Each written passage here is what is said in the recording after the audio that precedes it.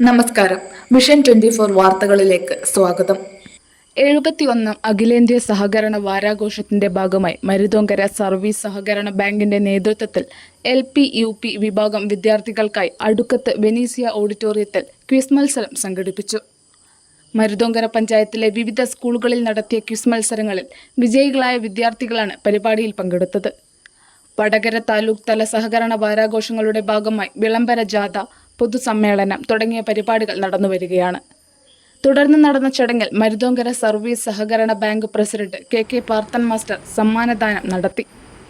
Bank secretary KC Pavithran സ്വാഗതം പറഞ്ഞു.